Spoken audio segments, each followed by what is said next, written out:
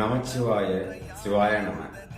நிறைய பேருக்கு ஒரு சந்தேகம் இருக்கு, நாம நமச்சிவாய சொல்லணுமா சிவாய நம சொல்லணுமா, இதற்கான பொருள் என்ன? அது மட்டும் இல்லாம ஒரு முக்கியமான ஒரு விஷயம்,